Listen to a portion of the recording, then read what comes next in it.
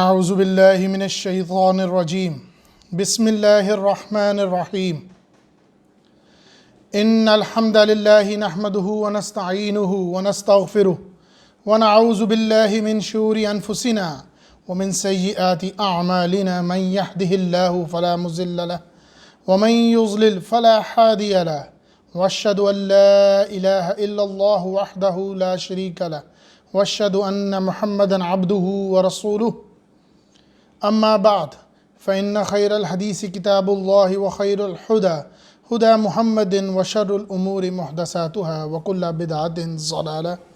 بسم الله الرحمن الرحيم. رب اشرح لي صدري ويسر لي أمري واحلل عقدة من لساني يفقهوا قولي. بسم الله الرحمن الرحيم. إن الله وملائكته يصلون على النبي يا أيها الذين آمنوا صلوا عليه وسلموا تسليما.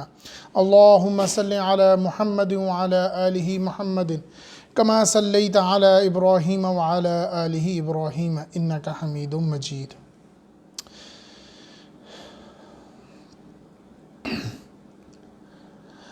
آج ہم سورۃ المدثر کی انشاءاللہ تعالی آیت نمبر 32 سے لے کے آیت نمبر 56 تک مکمل کریں گے، اور سورۃ المدثر کا جو حصہ کافی دنوں سے ہم اپنا بیان کر رہے تھے اس کو آج ہم انشاءاللہ تعالی مکمل کریں گے. آیت نمبر 31 تک ہم پہلے پڑھ چکے ہیں. آیت نمبر 32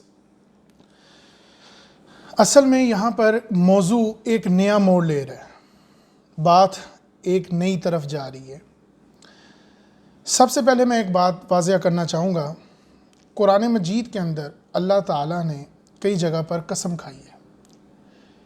اس قسم کا اصل میں مطلب کیا ہے، پہلے میں اس بات کو واضح کرنا چاہوں گا.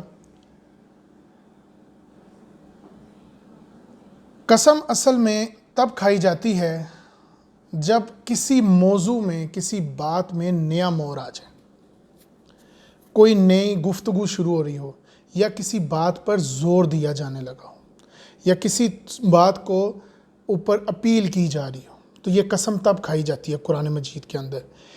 قرآن مجید کے اندر یہ طریقہ کار ہم آخری سپارے میں زیادہ تر دیکھتے ہیں، اور اس طرح کی کئی صورتیں بھی، اور کچھ صورتیں ایسی ہیں جن کے شروع میں ہی قسم کھائی گئی ہے، جیسے سورۃ الفجر، سورۃ العصر. اسی طرح کی کئی صورتیں ہیں جن کے شروع میں ہی قسم کھائی گئی ہے. مگر کچھ صورتیں ایسی ہیں جن کے بیچ میں قسم کھائی گئی ہے، سینٹر میں. سینٹر سے مراد صورت کے کسی ایک حصے میں.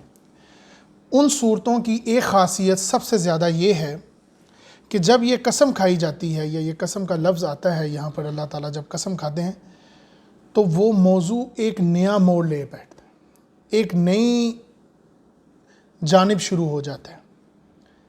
جیسے کہ سورۃ الواقعہ، جس کے صورت کے شروع میں قسم نہیں کھائی گئی، مگر اس صورت کے آخری حصے یعنی کہ 75ویں آیت کے اندر فلا اقسم بما وقعت النجوم، کہ میں ان جگہوں کی قسم کھاتا ہوں. اللہ تعالیٰ فرماتے ہیں کہ میں ان جگہوں کی قسم کھاتا ہوں جہاں پر ستارے گرتے ہیں. اصل میں یہ ایک نیا موڑ ہے. جب یہ قسم کا معاملہ شروع ہوتا ہے تو کسی بات پر زور دینا یا کسی بات کی اپیل کرنا، نیا موڑ لانا، تو یہ قسم کا معاملہ ہے. کیونکہ ہم جو آج موضوع شروع کرنے لگے ہیں وہ اسی قسم سے شروع کرنے لگے ہیں. میرا پچھلے موضوع کو 31 نمبر آیت کے اوپر ختم کرنے کا مقصد یہی تھا کہ ایک بات کا ایک موضوع ختم ہو جائے، اور 32 نمبر آیت جب شروع ہو تو ایک نیا موڑ شروع ہو. بسم اللہ الرحمن الرحیم. کلا والقمر، خبردار قسم ہے چاند کی. واللیل اذ ادبر، اور رات کی جو منہ پھیر کر واپس جا رہی ہے. والصبح اذا اسفر، اس صبح کی جس کا اجالا پھیل جائے گا. اس موضوع کو شروع کرنے سے پہلے میں ایک بات بہت خاص واضح کرنا چاہوں گا. اصل میں دو قسم کی ہوتی ہے تفسیر. ایک ہوتی ہے فنی تصویر، تفسیر جس کے اندر آپ لفظوں کا لحاظ رکھتے ہیں، لفظ کے قواعد کا لحاظ رکھتے ہیں، ان کی پابندی کرتے ہیں، کیونکہ اس کے اندر آپ صلی اللہ علیہ وسلم کا ذکر بھی ہے، صحابہ کا بھی ذکر آ سکتا ہے، اس وجہ سے ان میں آپ کو لفظوں کی پابندی بھی رکھنی پڑتی ہے اور ان کا لحاظ بھی کرنا پڑتا ہے۔ اور ایک تفسیر ہوتی ہے وجدانی تفسیر، ایک ایسا کلام، ایک ایسی بات جس کو پڑھ کر ایک تاثر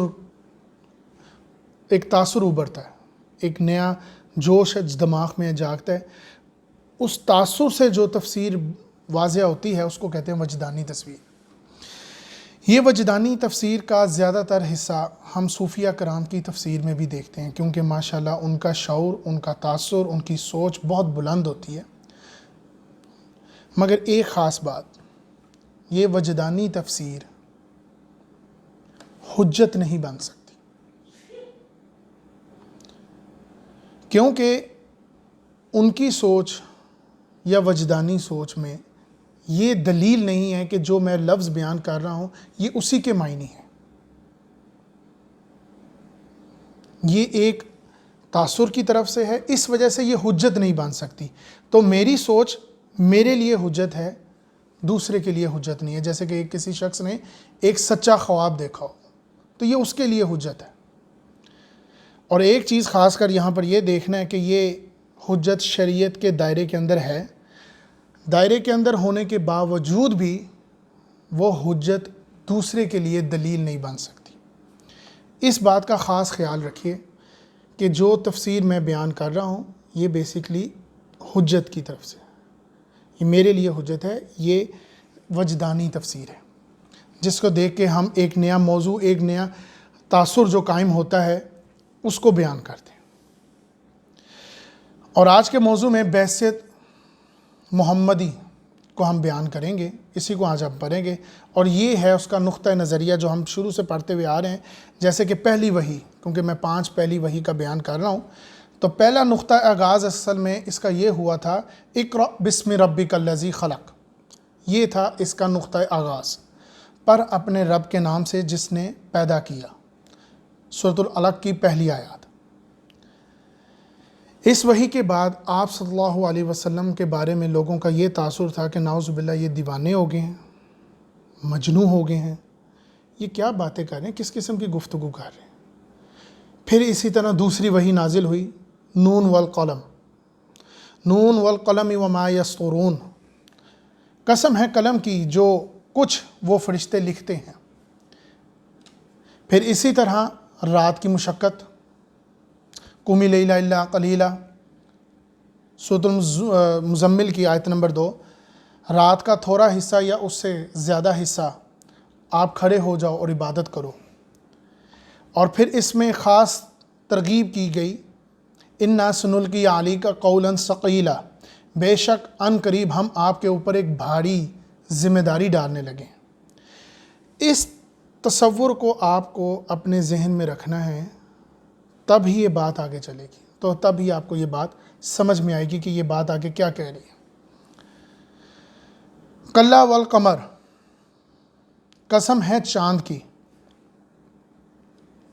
ویسے تو کئی مفسرین کے مطابق اس کے کئی معنی لیے گئے ہیں، اس سے مراد سورت بھی ہے، اس سے مراد قرآن مجید بھی ہے، اس سے مراد وہ آیات بھی ہیں، پر اصل میں میرے مطابق یہ بعثت محمدی ہے، یہ وہ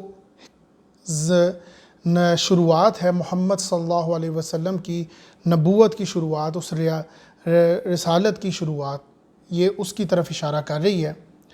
اصل میں یہ آیت تاریخ کے ساتھ جڑ رہی ہے، تاریخ جو میں آگے آپ کو ابھی بیان کرتا ہوں۔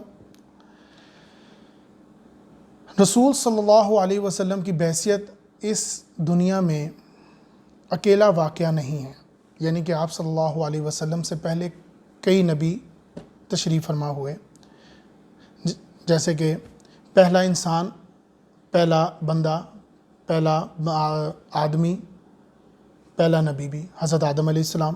اس کے بعد کئی نبی آئے جیسے کہ قرآن مجید میں کہا ثم ارسلنا رسولنا تترا، سورۃ المومن آیت نمبر 44، پھر ہم نے لگاتار رسول بھیجے۔ رسول صلی اللہ علیہ وسلم کی بحیثیت سے پہلے جو بھی انبیاء کرام تشریف فرما ہوئے، ان کے اصول اور ان کی گفتگو، جو ان کے قوانین یا اس کا دین کہہ لیں، وہ مدھم پڑ چکا ہوا تھا، کیونکہ ایک طویل عرصہ گزر گیا تھا۔ تقریباً مفسرین کے مطابق 550 سے لے کے 600 برس تک آپ صلی اللہ علیہ وسلم کی نبوت سے پہلے حضرت عیسیٰ علیہ السلام کے بعد اتنا بڑا یہ وقفہ آیا۔ اس سے پہلے نبوت کا تار نہیں ٹوٹا۔ حضرت موسیٰ علیہ السلام سے لے کر حضرت عیسیٰ علیہ السلام تک کوئی نہ کوئی نبی ضرور مسلسل ضرور اس دنیا میں رہے، مگر حضرت عیسیٰ علیہ السلام سے لے کر حضرت محمد صلی اللہ علیہ وسلم تک یہ ایک طویل عرصہ تھا، یہ ایک ایسا وقت تھا، ایسی رات تھی جس میں کوئی نبی موجود نہ تھا، یہ ایک طویل عرصہ گزر چکا تھا۔ اصل میں اس میں ہدایت کی روشنی بس اتنی ہی باقی رہ گئی تھی جتنی ایک چاند کی روشنی باقی رہ جاتی ہے اندھیری رات میں، مگر دیکھا جائے تو چاند ہوتا ضرور ہے، یعنی کہ اس کی روشنی ہوتی ضرور ہے، چاہے وہ پہلی کا چاند ہو یا وہ 14ویں کا چاند ہو، تو اس کی روشنی موجود ضرور رہتی ہے، چاہے اندھیرا جتنا مرضی بھر گیا ہو، رات جتنی مرضی تاریکی کیوں نہ ہو۔ تو اصل میں یہاں قسم اسی کی کھائی جا رہی ہے کہ گواہ ہے ہدایت اور نبوت کا وہ سلسلہ جو چاند کی روشنی میں چلا آ رہا تھا، چاہے دین تھوڑا سا کم ہی رہ گیا ہو، کیونکہ حالات جس طرح کے تھے، جیسے کہ ہم جانتے ہیں حضرت عیسیٰ علیہ السلام کے بعد دین میں کافی تبدیلی لوگوں میں کر دی، اور 600 برس تک یہ وقفہ بہت زیادہ تھا۔ تو اللہ تعالیٰ یہاں قسم کھاتے ہیں اس چاند کی، کس چاند کی؟ جو ہدایت اور نبوت کا وہ سلسلہ چاند کی روشنی کی طرح چلا آ رہا تھا، کچھ تو تھا جو سیدھا چلا آ رہا تھا، اور اس رات کی جو پیٹھ موڑ کر جا رہی تھی، ختم ہو رہی تھی، یعنی کہ وہ عرصہ اب ختم ہونے والا ہے۔ کیوں؟ کیونکہ بعثت محمد صلی اللہ علیہ وسلم کا اشارتاً بتایا جا رہا ہے کہ محمد صلی اللہ علیہ وسلم اس کائنات میں آنے والے ہیں۔ وہ کیا ہیں، وہ کون ہیں، ان کی کیا آگے گفتگو ہے، وہ آگے بیان کروں گا۔ وَاللَّيْلِ إِذْ أَدْبَرَ، اور رات جو منہ پھیر کر واپس جا رہی ہے، یعنی کہ وہ عرصہ اب ختم ہونے لگا ہے۔ وَالصُّبْحِ إِذَا أَسْفَرَ، وہ صبح جس کا اجالا پھیل جائے گا، یعنی کہ اشارہ کس کی طرف ہے؟ بعثت محمدی کی طرف، کہ وہ محمد، وہ نبی آنے والا ہے۔ وہ محمد کی، یعنی کہ اس نبی کی ایسی کیا خاصیت ہے؟ باقی بھی پہلے نبی آئے، پھر ایک نبی کے بیچ میں ایک وقفہ آ گیا، پھر تھوڑا سا چاند کی روشنی کی طرح بس اس طرح کے لوگ تھے جو چل رہے تھے دین پر مکمل، جو بھی تھا مگر مکمل چل رہے تھے۔ مگر یہاں پر اشارہ کیا جا رہا ہے کہ وہ عرصہ اب ختم ہونے والا ہے، وہ رات ختم ہونے لگی ہے، وہ تاریخی کی رات جس رات میں کوئی نبی کوئی رسول نہ تھا، لیکن وہ رات اب جا رہی ہے اور وہ صبح آنے والی ہے۔ کون سی صبح؟ وہ محمد صلی اللہ علیہ وسلم کی بعثت آنے والی ہے۔ اب اصل میں وہ لفظ میں آج بیان کرنے لگا ہوں کہ یہ قسم کھانے کا مقصد کیا تھا، یہ بات بتانے کا مقصد کیا تھا، کہ وہ اس چاند کی قسم جو اس ہدایت کی طرح چل رہا ہے، اس رات کا جو اس رات میں نبوت نہیں تھی، کوئی نبی نہ تھا، کوئی رسول نہیں رہتا، اور اس اجالے کی جو دوبارہ پھیل جائے گا، کیونکہ انہا لإحدی الکبر، یہ بہت بڑی باتوں میں سے ایک بات ہے۔ کون سی؟ بعثت محمد، نبی کا، محمد صلی اللہ علیہ وسلم کا جو ظہور تھا، وہ پیدا ہونا اور ان کی ریاست کا آنا، یہ بہت بڑی باتوں میں سے ایک بات ہے، یہ کوئی معمولی بات نہیں ہے۔ بعثت محمد بڑی باتوں میں سے ایک بات ہے، کیونکہ نذیر للبشر، کیونکہ جو تمام انسانوں کو خبردار کرنے آ رہا ہے۔ یہ تھی سب سے بڑی خاصیت جو بیان کی گئی۔ قسم کے بعد وہ بات، وہ طریقہ، وہ رات پھر بتایا گیا یہ بہت بڑی بات ہونے والی ہے، یہ بہت بڑا مقام آنے والا ہے، کیونکہ وہ جو نبی آ رہا ہے وہ نذیر للبشر، یعنی کہ وہ کسی ایک کے لیے نہیں آ رہا، وہ پوری بشر کے لیے آ رہا ہے۔ اب وہ سورج کی روشنی، جو لفظ میں پہلے بیان کر چکا ہوں، وَالصُّبْحِ ذَا اسفر، وہ صبح جب اس کا اجالا پھیل جائے گا پوری دنیا پر، کیونکہ آپ صلی اللہ علیہ وسلم سے پہلے جو بھی نبی آئے، جو بھی رسول آئے، وہ کسی ایک قوم کے لیے تھے، یا کسی ایک جگہ کے لیے، کسی ملک کے لیے، یا کسی بھی ایک جگہ کے لیے، جیسے قوم عاد کی طرف ہود رضی اللہ عنہ، قوم سمود کی طرف صالح، قوم فرعون کی طرف موسیٰ، مگر لیکن جو نبی محمد صلی اللہ علیہ وسلم آ رہے ہیں وہ نذیر للبشر، یہ سب سے بڑی بات ہے، جو بہت بڑی باتوں میں سے ایک بات ہے، کیونکہ وہ کسی ایک شخص کے لیے نہیں آ رہے، وہ تو پوری کائنات کے لیے آ رہے ہیں، وہ سب انسانوں کے، وہ پورے بشر کے لیے آ رہے ہیں، کیونکہ یہ بات سمجھنے کی ہے کہ یہ 4 سے 5 آیات کا بالکل متشابہ ایک اور صورت میں بھی ہے، اور یہ کیوں بیان کیا گیا؟ کیونکہ یہ اس وجہ سے، کیونکہ یہ تاریخی انسانیت کا نہیں، تاریخ کائنات کا سب سے عظیم ترین معاملہ ہے۔ اگر دیکھا جائے تو اس کائنات کا شروع کیا تھا؟ سب سے پہلے ملائکہ کو پیدا کیا گیا نور سے، پھر جنات کو پیدا کیا گیا آگ سے، وَالْجَانَّ خَلَقْنَاهُ مِن قَبْلُ مِن نَارِ الْمُسْلِمُونَ، سورۃ الحجر آیت نمبر 27، اور اس سے پہلے جنات کو ہم نے لو والی آگ سے پیدا کیا، اور پھر آدم کی تخلیق ہوئی، پھر آدم کی تخلیق کے بعد جو معاملہ شروع ہوتا ہے وہ ہے ہدایت کا، سیدھے راستے کا، نبوت کا، اور آپ صلی اللہ علیہ وسلم پہ یہ نبوت جا کے ختم ہوتی ہے، یہ رسالت اپنے عروج پہ پہنچتی ہے، کیونکہ یہاں پر یہ بات واضح کی گئی ہے کہ یہ نبی کسی ایک کے لیے نہیں آیا، یہی اس کی سب سے بڑی خاصیت ہے، کیونکہ یہ نذیر للبشر کے لیے آیا، اور سب سے بڑی بات انہوں نے آپ کے لیے دین اسلام کو پسند کیا، قائم کیا، اس کو نافذ کیا۔ اليوم یئس الذین دینکم واتممت علیکم نعمتی وَرَضِیتُ لَکُمْ اسلام دینا، سورۃ المائدہ آیت نمبر 3، آج ہم نے تمہارے لیے دین کو مکمل کر دیا، کامل کر دیا، تم پر اپنا انعام بھرپور کر دیا، اور تمہارے لیے اسلام کے دین کو رضامند کر لیا۔ یہ دین کو نافذ کرنے آئے تھے، دین اسلام کو قائم کرنے آئے تھے، اللہ تعالیٰ کی کبریائی کو بیان کرنے آئے تھے۔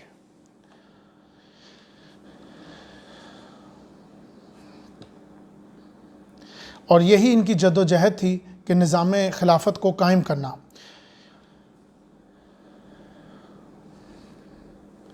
یہاں پر ایک بات بڑی واضح طور پر بیان ہوتی ہے، اور یہ اشارتاً بھی اس طرف اشارہ بھی کرتی ہے کہ یہ نظام کیسے قائم ہوگا۔ دیکھا جائے تو آج ہم بہت کمزور ہیں، جن حالات سے گزر رہے ہیں، ہم نہ 3 میں ہیں نہ 13 میں، نہ ہمارے حالات اتنے مضبوط نہیں ہیں۔ یہ صرف پاکستان کے اسلام کا حال نہیں ہے، پوری دنیا میں جو اسلام کے پر چلنے والے لوگ ہیں ان کا حال کوئی اتنا نہیں ہے کہ وہ اس کے اوپر تاریخی کی طرح چھا جائیں گے، دوبارہ واپس آ جائیں گے۔ ایسا کیسے ہوگا؟ اسلامی خلافت کیسے قائم ہوگی؟ پر حقیقت تو یہ ہے کہ یہ قائم ہوگی، ضرور ہوگی۔ یہاں پر یہی بات کو بتایا گیا ہے، کیوں ہوگی؟ اس کے لیے یقین کی ضرورت ہے۔ سب سے بڑی بات یقین کی، کس پر؟ اللہ پر اور اس کے رسول محمد صلی اللہ علیہ وسلم پر، اور آپ صلی اللہ علیہ وسلم جو کلام لے کے آئے قرآن مجید، اس پر یقین ہونا بہت ضروری ہے۔ اور سب سے بڑی بات جو پہلی وحی، دوسری وحی، اور میں تیسری اور چوتھی وحی میں لگاتار بیان کر رہا ہوں کہ پہلی ہی بات شروع کی گئی قیامت سے، تو یقین قیامت پر۔ اور انسان کی صفت یہ ہے کہ وہ ذرا جلدی میں ہے، اور یہی اس کی سب سے بڑی خرابی۔ ان آیات میں یہاں کی طرف اشارہ کیا، ایک طرف اشارہ کیا، جس طرف اشارہ کیا جا رہا ہے کہ یہ اسلام، دین اسلام قائم ہوگا دوبارہ سے۔ آپ صلی اللہ علیہ وسلم نے جو کام 23 برس میں کیا، اب وہ دوبارہ 23 برس میں نہیں ہو سکتا۔ یہ تو ان کی برکت سے، ان کی رحمت سے ہوا ہے، مگر یہ دوبارہ قائم ہوگا، اور یہی وہ رات دوبارہ چل رہی ہے، وہی چاند کی روشنی چل رہی ہے، اور یہ دوبارہ قائم ہوگا۔ اس کے لیے کیا ضرورت ہے؟ یقین کی، اللہ پر، نبی پر، اور جو کلام قرآن مجید، اور سب سے بڑی بات آخرت پر۔ اسی سے متعلق آپ صلی اللہ علیہ وسلم نے حدیث بخاری 6943 میں فرمایا، آپ صلی اللہ علیہ وسلم خانہ کعبہ کے سائے کے نیچے ایک چادر میں لیٹے ہوئے تھے، صحابہ کرام آئے اور فرمانے لگے، اپنی قمیض اٹھا کے دکھائے کہ یا رسول اللہ یہ دیکھیں، میرے حال دیکھیں کہ ہمیں جلتے ہوئے کوئلوں پہ لٹا دیا جاتا ہے، اور میری چربی پگھلتی ہے تو کوئلے ٹھنڈے ہوتے ہیں، یہ میرا حال ہو گیا، یہاں تک پہنچ چکے۔ اللہ کی مدد کب آئے گی؟ آپ اللہ سے دعا کیوں نہیں کرتے کہ اللہ کی مدد کب آئے گی؟ آپ صلی اللہ علیہ وسلم اٹھ بیٹھے اور ناراضگی کا اظہار کیا۔ آپ صلی اللہ علیہ وسلم نے فرمایا کہ تم سے پہلے جو لوگ تھے، جو ایمان لائے تھے، ان کا یہ حال تھا کہ گڑھا کھود دیا جاتا تھا اور زمین میں گاڑ دیا جاتا تھا، اور آرے سے 2 ٹکڑے کر دیے جاتے تھے، لوگوں کو زندہ جلا دیا جاتا تھا، پھر بھی وہ ایمان پہ قائم رہے۔ پر تم تو بہت جلدی کر رہے ہو، تم تو بہت جلدی میں ہو، بے شک ایک وقت آئے گا، یہ وہی دلیل ہے، ایک وقت آئے گا، ایک وقت ایسا قائم ہوگا جب ایک انسان ایک چوٹی سے دوسری چوٹی تک بغیر کسی خوف کے سوائے اللہ کے اپنی بھیڑ بکریوں کو لے کے جائے گا، اور صرف خوف ہوگا اس کو اپنے رب کا، کوئی چوری یا ڈکیتی یا لوٹ مار کا ڈر نہیں ہوگا۔ ایک دن ایسا آئے گا بغیر خوف کے جائے گا، دین اسلام قائم ہوگا، لیکن تم جلدی کرتے ہو۔ یہی حال ہماری دعاؤں میں دیکھا جاتا ہے، ہم دعا مانگتے ہیں اور بہت جلدی بدظن ہو جاتے ہیں، بھاگ جاتے ہیں کہ میری دعا نہیں قبول ہو رہی، میں نے مانگی ہے، میں تو پستی سے پستی اور پست ہوتا جا رہا ہوں۔ سورۃ العنکبوت، کیا تم لوگوں نے یہ گمان کر رکھا ہے کہ تم لوگ ایمان لاؤ گے اور تمہیں آزمایا نہیں جائے گا؟ تمہیں آزمایا جائے گا، کیوں؟ کیونکہ دیکھا جائے گا کون آگے ہے۔ اسی طرح یقین کا معاملہ، یہ یقین ہوگا، ایسا ہونا ہے، اللہ تعالیٰ نے قرآن مجید میں کہا ہے تو ایسا ہونا ہے، آپ صلی اللہ علیہ وسلم نے فرمایا تو ایسا انشاءاللہ ہونا ہے، تو انتظار کرتے ہیں نا۔ یہی معاملہ حضرت ابو بکر صدیق رضی اللہ عنہ کے ساتھ آیا جب معراج کا معاملہ پیش آیا،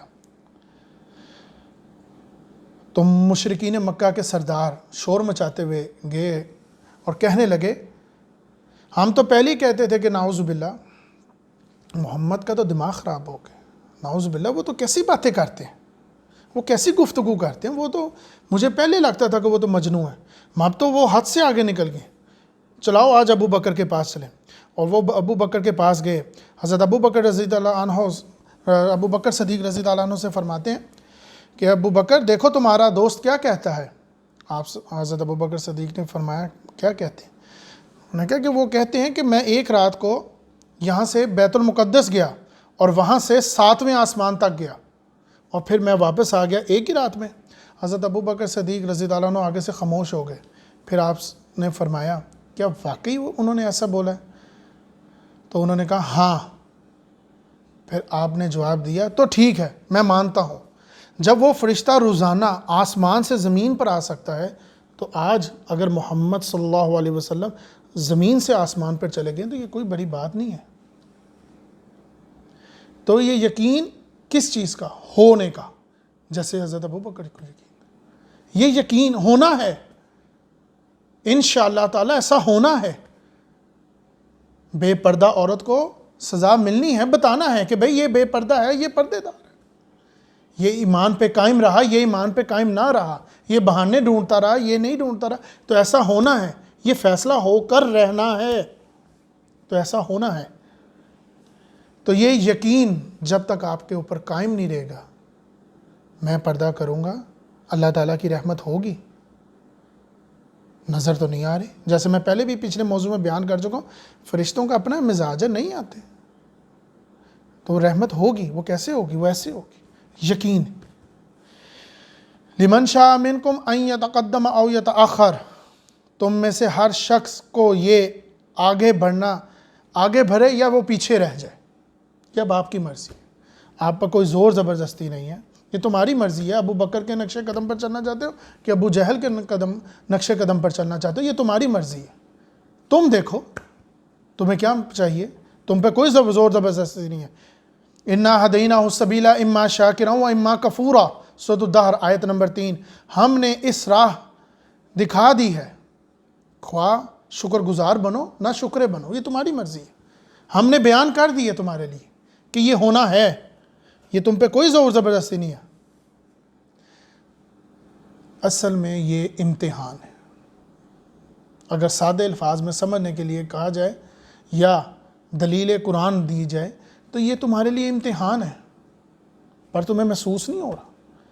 الذی خلق الموت والحیات لیبلوکم ایکم احسن عملا، جس نے موت اور زندگی اس لیے پیدا کی تاکہ تمہیں آزمایا جائے، تم میں سے کون زیادہ بہتر ہے. سورۃ الملک آیت نمبر 2. تو یہ اصل میں ایک ترتیب جو میں نے آپ کو بتائی، کلا والقمر واللیل اذ ادبر والصبح اذا اسفر انہا لإحدی الکبر نذیرا للبشر لمن شاء منکم ان یتقدم او یتأخر. قسم ہے اس رات کی، پھر قسم ہے چاند کی، پھر اس رات کی، پھر اس صبح کی جو اجالا پھیلائے گی. کیونکہ یہ بہت بڑی باتوں میں سے ایک بات ہے، کیونکہ جو نبی آ رہے ہیں وہ کسی ایک کے لیے نہیں، وہ پورے نذیر للبشر کے لیے آ رہے ہیں. اب تمہاری مرضی ہے، جو تم میں سے آگے جائے اور وہ پیچھے چلا جائے، وہ تمہاری مرضی ہے. اسی آیت کا متشابہ سورۃ الانشقاق میں نظر آتا ہے، سیم. فلا اقسم بالشفق واللیل وما وسق والقمر اذا اتسق لترکبن طبقا عن طبق. مجھے قسم ہے اس شفق کی، اس رات کی جو تمام چیزوں کو اپنے اندر سمیٹ لیتی ہے، اس چاند کی جو بھرپور بھر جاتا ہے 14ویں کا. لترکبن طبقا عن طبق، کہ تم ایک منزل سے دوسری منزل کی طرف جا رہے ہو. یہ حقیقت ہے، یہی وہ گیپ ہے جو انسان میں اسی آیت کے اندر، یہ اللہ تعالیٰ کی مہربانی ہے، یہ اللہ تعالیٰ کا کرم ہے. جو میں ہمیشہ بار بار کہتا ہوں، یہ قرآن ایک مکمل کتاب ہے، یہ بیان کرے گی ابھی اس کا نقطہ اینڈ بیان کرے گی کہ یہ سارا کچھ کس لیے تھا، یہ قسم کیوں کھائی گئی، یہ بیان کیوں کیا گیا، پھر یہ نذیر للبشر یہ بیان کیا جائے گا. اصل میں یہی زوال ہے آج کے دور میں ہمارا. دین قائم ہو رہا ہے انشاءاللہ تعالیٰ، اور قائم ہوگا، جو میں پہلے بیان کر چکا ہوں، جو آپ صلی اللہ علیہ وسلم نے فرمایا کہ ایک دن آئے گا تو یہ ہوگا، پر ابھی نہیں. یہ شفق زیادہ دیر رہنے والی نہیں ہوتی، یہ تھوڑی دیر کے لیے ہوتی ہے. چند، میں نے وہی بات پہلے بھی بیان کی تھی قرآن مجید کی دلیل سے، جب قیامت والے دن انسان اپنے بزرگوں سے ملے گا، کتنا وقت لگا تھا تمہیں؟ کہتے چند دن، یا شاید دن بھی نہیں، چند منٹ لگے تھے، ہم تو ابھی سوئے تھے، اٹھ گئے، ہمیں کس نے اٹھا لیا، ہمیں کس نے ان قبروں میں سے نکال دیا. بالکل ایسا ہونا ہے جیسے کہ انسان رات 12 بجے یا 10 بجے سوتا ہے، وہ صبح 9 بجے اٹھتا ہے، تو بڑا ایک ٹائم ہے، بڑا سفر ہے. مگر وہ جیسے ہی اٹھتا ہے تو خواب کا معیار یا خواب کی مقدار کتنی دیکھتا ہے، 2 منٹ 3 منٹ، یا اٹھنے کے بعد اس کو کتنی دیر یاد رہتی ہے. یہی حقیقت ہے کہ اتنا لمبا سفر وہ اتنے ہی چند منٹوں میں کر لیتا ہے. جسے وہ انگلش میں اکثر ہم کہتے ہیں کہ جی ہم نے یہ بھی 1 گھنٹے کی یا آدھے گھنٹے کی نیند لی ہے، تو کہتے ہیں میں نے بڑا سو لیا، تو آگے سے کہتے ہیں اس کو تو پاور نیپ کہتے ہیں. تو اسی طرح کبھی کبھی انسان سوتا ہے اور بڑی دیر تک سوتا ہے، اور صبح اٹھتا کہتا ہے میں نے خواب تو بس چند منٹ کا ہی دیکھا، یہ شاید اس سے بھی کم سیکنڈوں کا دیکھا. بیان کرنے میں آتا ہے تو چند سیکنڈ ہی لگتے ہیں. یہ حقیقت ہے کہ یہ امتحان کا معاملہ ہے، اور یہ شفق زیادہ دیر رہنے والی نہیں ہے. اسی طرح یہ برکت زیادہ دیر قائم نہ رہی. آج جو حالات ہم دیکھ رہے ہیں، فتنہ عام ہوتا چاہ رہا ہے، چاہے وہ بے پردگی کا ہو، بے حیائی کا ہو، سود کا ہو، کھانے کا ہو، پینے کا ہو، یا دین سے بھاگنے کا ہی کیوں نہ. یہ لیا، یہ چھوڑ دیا، وہ لیا، وہ رکھ لیا، وہ چھوڑ دیا، اپنی مرضی ہی چل رہی ہے نا. اسی بات کو دلیل کے ساتھ بہت پہلے ایک صحابہ کرام عبداللہ بن مبارک رضی تعالیٰ عنہ، جو کہ تبی تابعین میں سے، وہ فرماتے ہیں کہ 3 چیزیں ہیں جس نے دین کو بیڑا غرق کر دیا، دین کا بیڑا غرق کر کے رکھ دیا، جس نے فساد پیدا کر دی. پہلا، دنیاوی بادشاہ، دنیا کی ہوس والا بادشاہ، حکمران ایسا جو دنیا کی ہوس میں لگا رہے. عالم سو، دنیا دار عالم، دو علم اور قرآن کو دین کی لیے نہیں، دنیا کے لیے کام چلائیں. اور دنیا دار جاہل صوفی. اس بات کی دلیل زیادہ بہترین ہے. صحیح مسلم حدیث نمبر 4923، آپ صلی اللہ علیہ وسلم فرماتے ہیں، حضرت ابو ہریرہ سے روایت ہے کہ آپ صلی اللہ علیہ وسلم فرماتے ہیں کہ قیامت والے دن سب سے پہلے 3 شخص کو بلایا جائے. اب وہ 3 شخص تو نہیں ہوں گے نا، 3 لوگ اسی کے جیسے جو ان کے طرح کے ہوں گے. 3 شخص. سب سے پہلے شہید کو بلایا جائے گا. اب شہید ایک تو نہیں ہے، جتنے شہید ہیں وہاں سے لے کے آج تک یا قیامت تک جتنے بھی ہوں گے ان کو بلایا جائے گا، اور اللہ تعالیٰ اپنی نعمتوں کو بیان کرے گا، دکھائے گا کہ ہاں میں نے تمہارے پہ یہ نعمتیں کی تھیں، اور وہ ان نعمتوں کو پہچان لے گا. اس کا میں بیان پہلے بھی کر چکا ہوں. نظریں تیز کر دی جائیں گی، لوگ پہچان لیں گے اپنی خرابیوں کو، تو وہ اپنی نعمتوں کو پہچان لے گا. پھر اللہ تعالیٰ فرمائیں گے بتا تو نے میرے ان نعمتوں کا کیا کیا؟ تو وہ شہید کہے گا کہ اللہ تعالیٰ کو عرض کرے گا کہ میں نے تیری راہ میں لڑا یہاں تک کہ شہید ہو گیا. اپنی سب سے قیمتی چیز کیا تھی؟ میری جان ہی تھی، میں نے تیرے آگے قربان کر دی. تو اللہ تعالیٰ فرمائیں گے جھوٹ بولا، تو نے یہ اس لیے کیا کہ کیونکہ تجھے لوگ جرت مند کہیں، تیرا نام بجے، تیرا ڈنکا چلے. یہ ہوا تو اس کو منہ کے بھل گھسیٹو اور دوزخ میں لے جاؤ، کیونکہ یہ چاہتا تھا نا تو. اسی طرح پھر عالم کو بلایا جائے گا جو قرآن پڑھتا ہے اور پڑھاتا ہے، قرآن کی قرات بھی کرتا ہے. اسے پیش کیا جائے گا، اللہ تعالیٰ اسے اپنی نعمتوں کی پہچان کرائے گا، وہ پہچان لے گا، اور پھر اللہ تعالیٰ فرمائے گا تو نے ان نعمتوں کے ساتھ کیا کیا؟ وہ کہے گا میں نے علم پڑھا اور پڑھایا اور تیری خاطر قرآن کی قرات کی. اللہ تعالیٰ فرمائے گا تو نے جھوٹ بولا. کتنا سخت معاملہ ہے.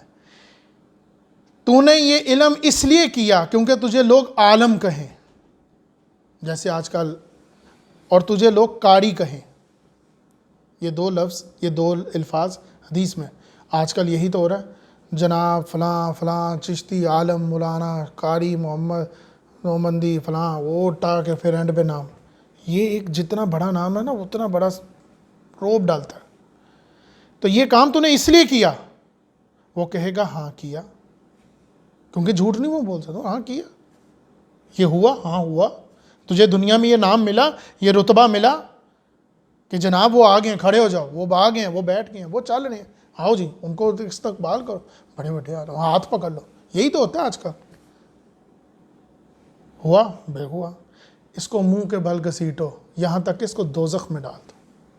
پھر اسی طرح تیسرے کو، جو سخی، خیرات کرنے والا، سخی نہیں خیرات کرنے والا، اللہ تعالیٰ اس کو وہی اپنی نعمتیں دکھائے گا، وہ دیکھے گا اور اس کو پہچان لے گا. پھر اس سے پوچھے گا تو نے کیا کیا؟ انہیں کہ اے اللہ میں نے کوئی راہ نہ چھوڑی جس راہ میں تو خوش نہ ہو، میں نے اس میں سب خرچ کیا، میں نے اس میں سب ڈالا. اللہ تعالیٰ آگے سے فرمائیں گے جھوٹ بولا، یہ سب اس لیے کیا تاکہ تجھے لوگ سخی کہیں،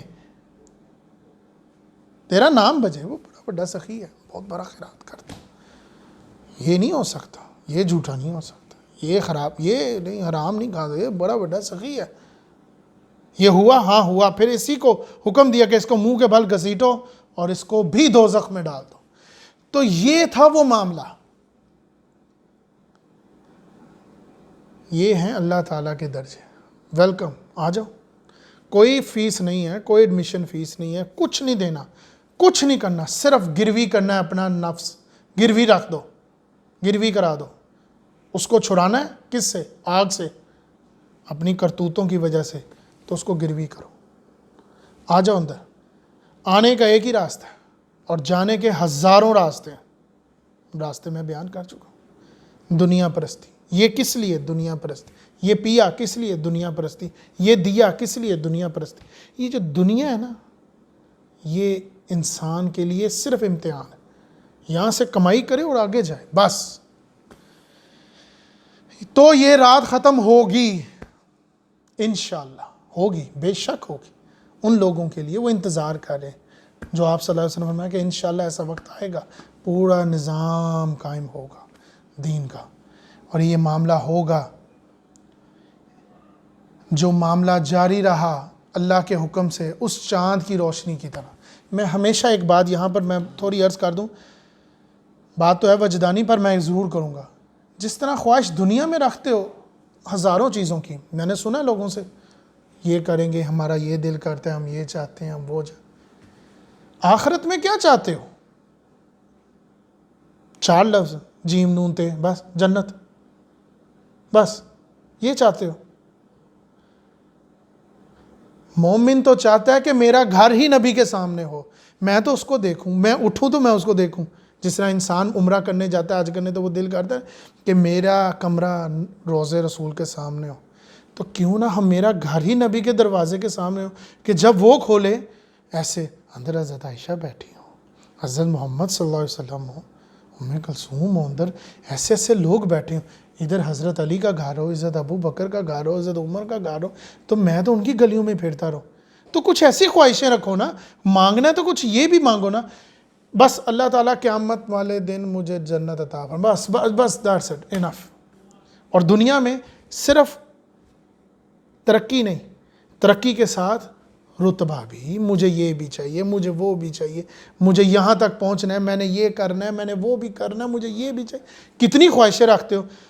قیامت کی صرف ایک ہی خواہش, بس جنت, بس دیٹس اٹ, اور اس کے بعد چھٹی, کیونکہ پتہ ہے بس مل جائے گی تو ویل اینڈ گڈ ہے. اس کے لیے کیا کریں گے؟ یہی کر دیں گے, کچھ خیرات کر دیں گے, سال حرام کمائیں گے, بے حیائی کریں گے, اینڈ پہ کیا کریں گے کہ مدرسہ قائم کر دیں گے. زیادہ سے زیادہ کیا ہوگا؟ خود تو چاہے ایک نماز یا ایک سورت تک نہ آتی ہو, کھڑا کر دیا مدرسہ. ہزاروں دین کی یہ بھی خدمت ہے, مگر جو نبی کا طریقہ تھا نا, وہ دین کی خدمت یہ نہیں تھی کہ انہوں نے ایک مدرسہ قائم کیا اور چھٹی کر کے کمرے میں بیٹھ کے. انہوں نے کہا محنت کرنی ہے, میں نے جد و جہد, میں نے جا کے بتانا ہے, کیونکہ مجھے پیدا اس لیے کیا گیا ہے کیونکہ میں ہوں نذیر للبشر. تو یہ یقین ہوگا. میں دیکھ رہا ہوں ان کو, یہ دین پہ نہیں چل رہے, دکھ ہے نہیں کر رہے, کیا کروں؟ ٹھیک ہے, ہم نہیں مان رہے, کیا کروں؟ ڈالیں گے ان کو کسی دن. کب فرجع البصر هل ترى من فطور ثم ارجع البصر کرتین ینقلب الیک البصر خاسئا وهو حسیر. اب پھر نظر دھرا لو. تمہیں لگتا ہے نا کہ تم نظام قائم کرنے والی بات ہے نا, آؤ میں تمہیں دکھاؤں نظام ہے کہ. اللہ تعالیٰ سورۃ الملک آیت نمبر 3 اور 4 میں فرماتے ہیں فرجع البصر هل ترى من فطور. اب پھر نظر دہراؤ, جاؤ باہر دیکھو, دیکھو اندر باہر دیکھو, آسمان کی طرف دیکھو, سورج دیکھو, چاند دیکھو, وقت دیکھو, کیا تمہیں اس میں کوئی رکھنا نظر آتا ہے؟ ثم ارجع البصر, پھر دہراؤ, بار بار دہراؤ. تمہیں میری کائنات کے اس بنائے ہوئے معاملے میں کچھ خرابی نظر آ رہی ہے, کچھ بے ترتیبی نظر آ رہی ہے؟ ینقلب الیک البصر خاسئا وهو حسیر. بار بار نظر دہرا لو, تمہاری نظر تھک کر واپس لوٹ آئے گی, کچھ خرابی نہ دیکھ پاؤ گے. پر یہی حقیقت, یہی طریقہ کار کیا آج ہم اپنے گھر میں بتا سکتے ہیں, ایک خاندان کو دکھا سکتے ہیں, پریزنٹ کر سکتے ہیں؟ نہیں. تو کیسے دین مکمل ہے؟ کیسے کہہ سکتے ہو آپ مسلمان ہو؟ کیسے کہہ سکتے ہو میں ایمان والا ہوں, میں مومن ہوں؟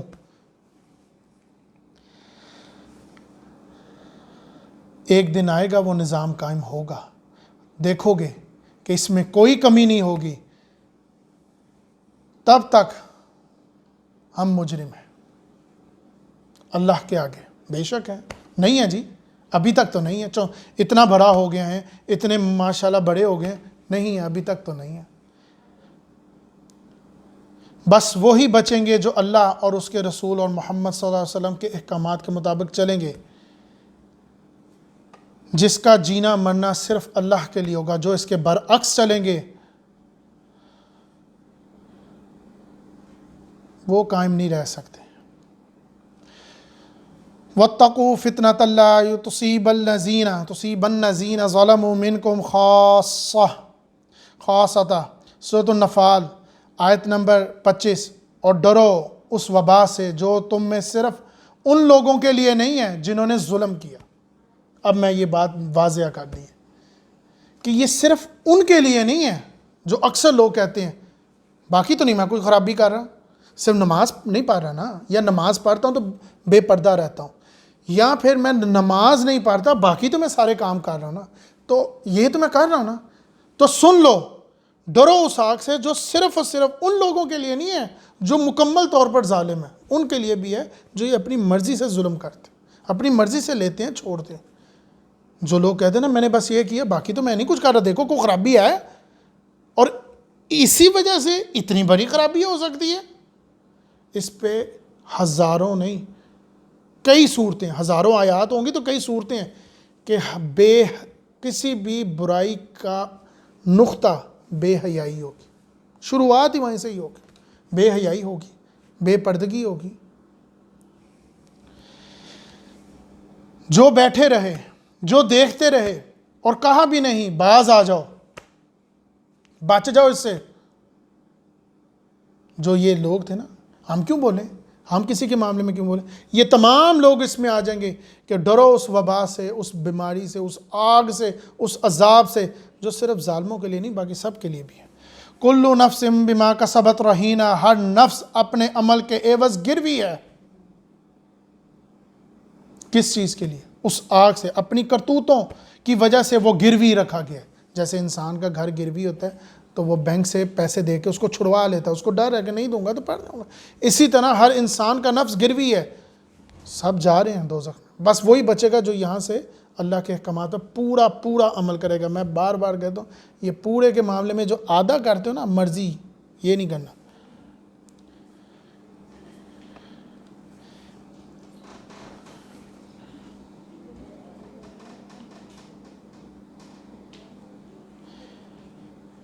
اسی طرح الا اصحاب الیمین، سوائے دائیں ہاتھ والے، سوائے دائیں ہاتھ والے وہ بچیں گے۔ کلُّ نفس بما کسبت رہینہ، یعنی کہ ہر انسان کا نفس گروی ہے اور وہ اپنی اس گروی پن کو بچائے گا۔ کون؟ سوائے الا اصحاب الیمین، سوائے ان کے جن کے دائیں ہاتھ ہوں گے، یعنی کہ دائیں ہاتھ بھاری ہوگا، وزنی ہوگا نیکیوں میں۔ فی جنات یتساءلون، وہ جنت میں ہوں گے اور وہ پوچھ رہے ہوں گے۔ اب یہاں پر وہ خلاصہ کرنے لگا ہوں، کس بارے میں پوچھ رہے ہوں گے؟ عن المجرمین، مجرموں کے بارے میں۔ کون؟ دوزخ والوں کے بارے میں وہ پوچھیں گے کہ یہ کون لوگ ہیں، کیا ہوا ہے ان کو؟ ما سلککم فی سقر، تمہیں کس چیز نے دوزخ پر آمادہ کر دیا، دوزخ میں داخل کر دیا، تم دوزخ میں آ گئے۔ تو یہ حال ہوگا ان لوگوں کا جن کا دائیں ہاتھ بھاری ہوگا، وہ جائیں گے سب سے پہلے پوچھیں گے۔ یہی تو میں پہلے بھی بیان کر چکا کہ انسان سب سے پہلے مرنے کے بعد ایک ہی چیز چاہے گا اگر وہ کامیاب ہو گیا، کہ میں کسی طرح گھر جاؤں، گھر نہیں تو میں اپنے عزیزوں میں جاؤں اور ان کو جا کے بتاؤں کہ میں کامیاب ہو گیا ہوں، میں بچ گیا ہوں، میں بہت سکون میں ہوں۔ اور پھر وہ جب اللہ آپ صلی اللہ علیہ وسلم نے فرمایا کہ جب وہ قیامت والے دنوں پر جائے گا وہ پوچھے گا وہ کدھر ہے، وہ کہاں ہے، وہ پوچھے گا میرا باپ کہاں ہے، میرا دادا کہاں ہے، میرا بھائی کہاں ہے، میری بہن کہاں ہے، وہ کدھر ہے، وہ نہیں آیا، وہ تو بڑا بول بالا تھا۔ تو ان المجرمین، وہ پوچھیں گے ان مجرموں کے بارے میں، ما سلککم فی سقر، تمہیں کس چیز نے دوزخ میں آمادہ کر دیا، کس بات نے تمہیں گمراہ کر دیا، کون سی بات تھی جس نے تمہاری آنکھوں پہ پردہ ڈال دیا، وہ کون سی حقیقت تھی جو ابھی تک تمہارے آگے نہ کھلی، تمہیں نظر نہ آیا کہ یہ جب تمہارا بچہ یا تمہارا عزیز مر رہا تھا تو تمہاری دعائیں یہ تمہارے پیسے نے نہیں بچایا، تمہیں دوائیوں نے نہیں بچایا، میڈیسن نے نہیں بچایا، یہ تمہارے رب نے تمہیں بچایا۔ یہ کون تھا جس نے یہ سارا معاملہ پیش کیا؟ یہ کون تھا جس نے تمہیں بچا لیا؟ یہ کیا تھا جس نے تمہیں رکھ لیا؟ یہ میڈیسن یہ بنائی تو ہم نہیں تھی. کس نے؟ انسان کو اللہ تعالیٰ نے دی تھی نا. پانی میں سے تو بجلی نکالی جاتی ہے نا, پر دیکھا جائے تو پانی کو ہاتھ لگانے سے بجلی تو نہیں لگ جاتی. تو یہ سب کچھ یہیں تھا نا, تم میں ہی تھا, پر تم نہ سمجھ پائے. تو یہ 2 آیات بہت ہی خطرناک ہیں. وہ آگے سے جواب کیا دیں گے؟ میں پھر وہی بات کرتا ہوں کہ میں بھی جب قرآن مجید کو اس تاثر, اس وجدانہ طریقے سے پڑھتا ہوں تو مجھے بہانے ڈھونڈنے نہیں پڑتے. اللہ تعالیٰ نافرمانوں کے بہانے بیان کر چکا ہے. وہی والی بات, میں یہ روکوں گا, میں وہ نہیں. تو اگر یہ نہیں کرتا تو اس سے کیا فرق پڑ جاتا ہے؟ تو وہ آگے سے جواب دیں گے دوزخ والے, قالوا لم نک من المصلین. وہ کہیں گے ہم نماز پڑھنے والوں میں سے نہیں تھے. یہاں نماز اصل میں صرف وہ نماز نہیں ہے جو اللہ اکبر الحمدللہ رب العالمین, ایک تو یہ بھی نماز, ایک ہے جو اس کو سمجھ کے اور اس کے اندر گھس کے پڑھنے والی ذمہ داری کے ساتھ. میں نے بھی 2 منٹ پہلے پڑھا تو ہے اہدنا الصراط المستقیم, میں یہ نہیں کہہ سکتا. جیسے میں نے اکثر یہ مثال دیتا ہوں, جیسے ایک انسان کا وضو ہو تو وہ مذاق میں بھی گالی نکال دے تو وضو ٹوٹ جائے گا, پر دیکھا جائے تو کچھ ہوگا تو نہیں نا. وضو ٹوٹنے سے کوئی کپڑے تو نہیں پھٹ گئے, تو کیسے پتہ لگے میرا وضو؟ اسی طرح جب انسان نے روزہ رکھا ہو تو کوئی فرق تو نہیں پڑتا. فارغ بیٹھا ہوا تھا تو میں نے فیس بک دیکھ لیا, اس میں بے حیائی بھی نظر آ رہی تھی. مجھے پتہ ہے یہ عورت میرے لیے غیر محرم ہے, میں جانتا ہوں, تو میں نے بھی دیکھ لیا, تو کوئی بات نہیں, کیا کریں, فارغ بیٹھے. پھر میں نے بند کر دیا. روزہ ٹوٹ گیا تو ماں نے یا باپ نے یا اس کے استاد نے اس کو مارا نہیں, اور روزہ نہیں رکھا. وہ آگے سے کہا سر میرا روزہ ہے, میں روزے میں ہوں, میں روزے دار ہوں, آپ فکر نہ کریں. مگر اس کی وجہ سے کچھ خرابی تو نہیں ہوگی نا, پر وہ روزہ دار تو نہ رہا. حقیقت تو یہی ہے. غیر محرم کا معاملہ بالکل ہی زیرو کر دیا گیا تو کچھ نہ ہوا روزہ. تو یہی حال ہے کہ ایک ہے قرآن, ایک ہے نماز پڑھنا اور ایک ہے نماز کو سمجھ کے پڑھنا. کہ میں اللہ کے رجوع کھڑا ہوں تو میں کیسا حالت میں ہوں. تو وہ کہتے ہیں کہ ہم نماز پڑھنے والوں میں سے نہیں تھے. وَلَمْ نَكُ نُطْعِمُ الْمِسْكِينَ, اور ہم مسکینوں کو کھانا بھی نہیں کھلاتے تھے. اس میں تمام لوگ آ جائیں گے, وہ ملازمین بھی, وہ لوگ بھی, وہ جو تم سے کم تر تھے. وہ جس طرح آج کل میں دیکھتا ہوں سوشل میڈیا میں کہ لوگ کھانا کھلانے کے لیے بھرپور بندوبست کرتے ہیں. آؤ دیکھو ہم یہ کام کرنے لگے ہیں, تو آؤ دیکھو ہم یہ کام کر رہے ہیں, دے رہے ہیں. اور کبھی کبھی ایسا بھی معاملہ آتا ہے جب خود کھا کے پی کے نکلتے ہیں تو وہ نہیں دیکھتے کہ راستے میں مانگنے والا کھڑا ہوا ہے کہ یہ بھی اب حقدار ہے, تو یہاں پر بھی دینا. یہاں پر وہ لائٹیں تو نہیں لگی, تو یہاں پر وہ کیا کرے گا. تو ہم لوگوں کو, مسکینوں کو کھانا بھی نہیں کھلاتے تھے, ہم ان کے ساتھ تعاون نہیں کرتے تھے, ان کے ساتھ میانہ روی نہیں کرتے تھے, نہ ہم ان کے ساتھ بیٹھ کے بھی نہیں کھاتے تھے اور نہ ہی ہم ان کو اپنے ساتھ بٹھاتے تھے. پر حکم تو ہے. تو حکم کن کے لیے ہے؟ ان بیماروں کے لیے, کیونکہ وہ تو دین میں پیچھے رہ گئے, تو وہی لوگ ہوئے نا. تو اصل میں یہ 2 آیات بہت ہی اہم ہے. یہ شریعت اور حقوق اللہ کے دونوں حصول کو بیان کر رہی ہے. پہلا اللہ کے ساتھ حقوق, پہلا اللہ کا حق. اس کا کیا حق؟ اللہ تعالیٰ سے اپنا رابطہ قائم کرنا, اس کے ساتھ اس کو یاد کرنا, اس سے دعائیں مانگنا, اور اس کی جامع ترین شکل ہے نماز. کیونکہ الحمدللہ رب العالمین, سبحان ربی العظیم, سبحان ربی العالی, یہ سارا کچھ وہی ہے, اور یہ قولی ذکر ہے. اور جامع ترین اس لیے ہے کیونکہ یہ صرف قولی ذکر نہیں ہے, یہ بدن کا بھی ذکر ہے. یعنی کہ آپ کھڑے بھی ہیں تو ہاتھ باندھ کر, آپ رکوع میں گئے ہیں تو آپ نے اللہ تعالیٰ کی عظمت کا اظہار کیا, اور جب آپ سجدے میں گئے ہیں تو میں یہاں پر ایک لفظ بولتا ہوں پنجابی کا جس کو کہتے ہیں ٹھونگے. اب سجدہ, آپ صلی اللہ علیہ وسلم فرماتے ہیں کیا ہی بات ہے سجدے کی.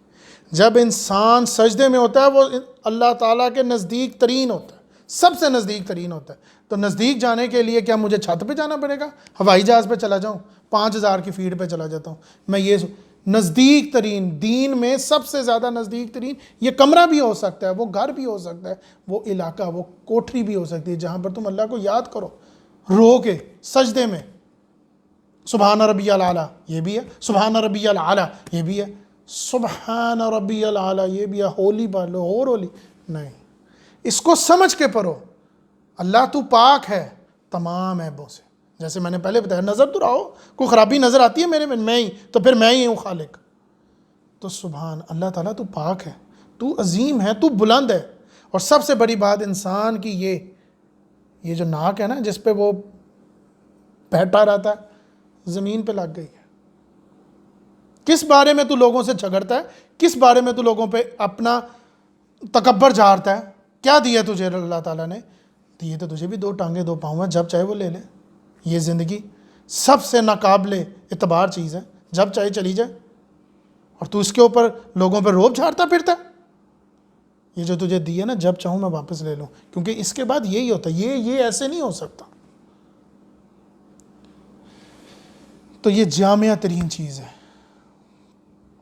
کہ یہ قریب ترین رشتہ ہے جب انسان سجدے میں ہوتا ہے، تو وہ اس کو سمجھ کے پڑھے کہ میں کہہ رہا ہوں سبحان ربی الاعلیٰ، میں بیٹھا رہا ہوں، میں نہیں کھڑا ہو رہا، میں نہیں اٹھ رہا، میں بس نیچے ہی ہوں۔ یہ شوق سے پڑھے۔ آپ صلی اللہ علیہ وسلم کبھی کبھی ایسی نماز بھی پڑھتے تھے فجر کی کہ سورج نکل آتا تھا۔ نماز کا مطلب یہ نہیں ہے کہ پڑھ لو بھائی، نماز کا مطلب ہے کہ نہیں یا اللہ کچھ تو ہے جو تو میرے سے لے گا، وہ پہلے میں یہ کر لوں پھر میں کچھ کر لوں گا، میں سمجھ لوں۔ اس میں کتنی آیتیں ہیں، اتحیات للہ کا مطلب ہی لے لیں تو کیا انسان سمجھ جائے گا؟ پر افسوس کچھ لوگ تو اس کو ایکسرسائز ہی سمجھتے ہیں، اٹھک بیٹھک ہی ہے جی۔ میں دیکھتا ہوں کچھ لوگوں کو، وہ جس رفتار سے نماز پڑھتے ہیں اتنی دیر میں تو میں خود نہیں کچھ پڑھ پاتا، پر وہ جس رفتار سے پڑھتے ہیں کہ اللہ تعالیٰ کو یہ رفتار چاہیے تھی۔ قرآن مجید اللہ تعالیٰ نے صفوں میں تو نہیں اتارا تھا نا، آپ صلی اللہ علیہ وسلم جو پڑھتے تھے پیچھے وہ لوگ پڑھتے تھے، حضرت ابن عباس ان سے کو یاد کر لیتے تھے، اس سے بڑا حافظہ کس کا ہوگا؟ ہم تو آج دیکھ دیکھ کے کتنے رٹے مارتے پھر یاد ہوتے ہیں، ان کا حافظہ کیا ہوگا؟ اس لیے تو کہا تھا قم اللیل الا قلیلا، پڑھتے رہو، تو وہ بھی پڑھتے رہیں گے۔ تو یہ جو رفتار ہے، یہ رفتار نہیں ان کو چاہیے، یہ نہیں چاہیے اس کو۔ اور ایک ہے لوگوں کا حق، جس کے اندر آپ لوگوں کو کھانا کھلاتے ہو، جن کو فاقے ہے، میں پھر بار بار کہتا ہوں کن کو کھلانا؟ رشتہ دار تو اللہ تعالیٰ نے آپ کو بہت دیے ہیں اور وہ صاحب حیثیت بھی ہیں، ان کو کھلانا ہے جنہوں نے کبھی بوٹی کا نام تک نہیں سوچا کہ میں نے گوشت بھی کھانا ہے، جنہوں نے ایک وقت کی روٹی کھانے کے لیے اپنے باپ کا ویٹ کرتے ہیں کہ ابھی میرا باپ آئے گا وہ میرے لیے روٹی لائے گا، ان کو کھلانا ہے، ان کو دینا ہے، اور یہ حق ان کا ادا کرنا ہے۔ اس میں آپ کا تعلق جڑ جاتا ہے خلق خدا سے، اللہ تعالیٰ نے جو آپ کی خلق پیدا کی ہے ان کے ساتھ جڑ جاتا ہے۔ بخاری شریف میں آپ صلی اللہ علیہ وسلم، یہاں پر یہ بات میں اس لیے واضح کرنا چاہوں گا کیونکہ یہ آج کل ہماری دور میں سب سے کم ترین چیز ہے، یا اس کو شاید چھوڑ دیا گیا۔ بخاری شریف میں آپ صلی اللہ علیہ وسلم فرماتے ہیں کہ وہ شخص مومن نہیں ہو سکتا، میں پھر وہی درجے بتا چکا ہوں، مومن بہت اوپر کا درجہ ہے، پر وہ آپ کی مرضی، آپ کس طرح کی کوشش کر رہے ہیں کہ آپ نے صرف سوچ لیا میں نے 10ویں پاس کرنی ہے اور اس کے بعد چھٹی، تو لوگ سمجھتے ہیں 10ویں تو کچھ بھی نہیں ہے، تو مومن بہت بڑا درجہ ہے۔ تو وہ شخص کبھی بھی مومن نہیں ہو سکتا جو رات کو پیٹ بھر کر سوئے اور اس کا پڑوسی بھوکا رہ جائے۔ اسی طرح آپ صلی اللہ علیہ وسلم نے فرمایا پڑوسی کے بارے میں جبرائیل نے اتنی تاکید کی کہ مجھے یہ ڈر ہو گیا کہ کہیں وراثت میں اس میں تو نہیں حصہ بننے والا، کوئی وراثت میں تو نہیں دینا۔ پر آج افسوس کے ساتھ کہا جاتا ہے اس 2x2 کے فون یا 1x1 فون کا، یہ چھوٹا سے فون کا ہاتھ جتنا ہی فون ہے، پوری دنیا کے ساتھ کنیکٹ ہیں، پر ساتھ والے ہمسایہ کون ہے کیا ہے کچھ نہیں پتا۔ اور یہ تو اب حالت ہمارے دور میں یہاں تک آ چکی ہے کہ یہ تاثر یہ ختم ہو چکا ہے۔ یہ تو بڑا دور کی بات ہے، ہمارے دل بہت تنگ ہو گئے، دل تنگ ہو چکے ہیں اتنے کہ ایک کمرے سے دوسرے کمرے کے فاصلے میں جو 9 انچ کی یا 4.5 انچ کی دیوار ہے نا، اس کو پھلانگ کے ہمارا دل اپنے بھائی، اپنے بہن، اپنے ماں باپ کے لیے ترسا نہیں کھاتا. بیٹھا ہے وہ تو بیٹھا رہے، میں نے تو اس کا ٹھیکہ لیا، میں اب اس کے ہر معاملے میں بولوں، میں اس کا یہ معاملہ کروں؟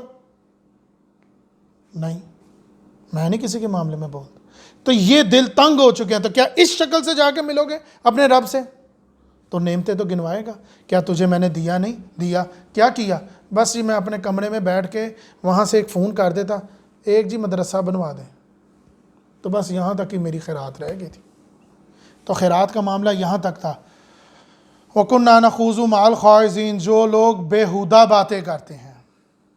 یہ تیسری بات. نماز وہ نہیں پڑھتے تھے، انہوں نے جواب دیا ہم نماز نہیں پڑھتے تھے، ہم مسکینوں کو کھانا بھی نہیں کھلاتے تھے. اور جو لوگ بےہودہ باتیں کرتے تھے، گفتگو کرتے تھے، ہم ان کے ساتھ گھس جایا کرتے تھے.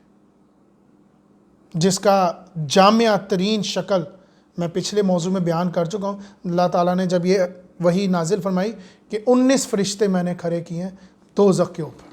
اب جتنی بڑی دوزخ ہے، گناہ بھی اس حساب سے، تو لوگوں نے طرح طرح کی باتیں کر لی. اسی طرح سورۃ البقرہ میں بھی ہے، گائیں کیسی ہو، نیلے رنگ کی، فلاں کی، ڈیم کی. اور ایک طریقہ آج کے دور میں ہے ٹیکنیکلی طریقہ، کچھ اور نہ ملا تو ایم ہی سوال مار دیا.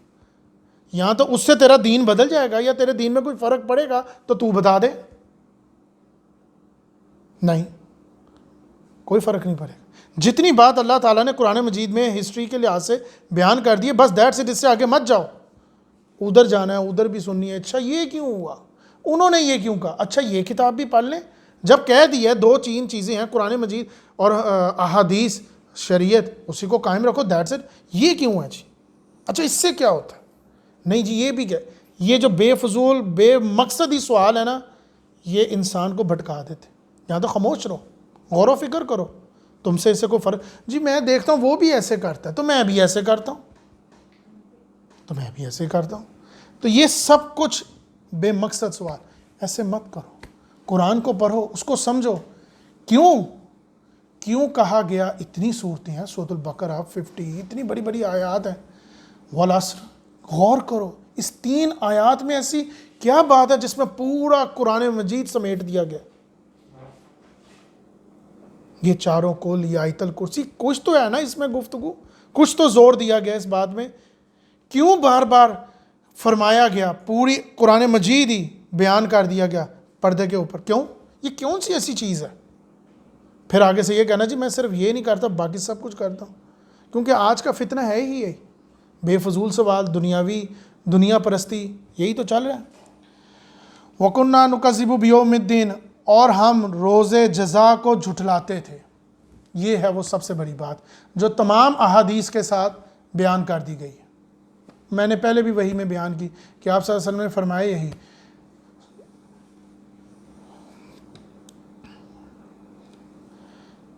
کہ قیامت کو جھٹلانا. میں نے اس کی 6 قسمیں پہلے بھی بیان کر چکا ہوں. جب انسان کے اوپر یہ خوف نہیں ہوگا نا کہ میں نے قیامت پہ مجھے یقین نہیں ہے، مگر حقیقت پتہ کیا ہے؟ میں نے یہ درجے پہلے بیان کیے تھے، 6 درجے.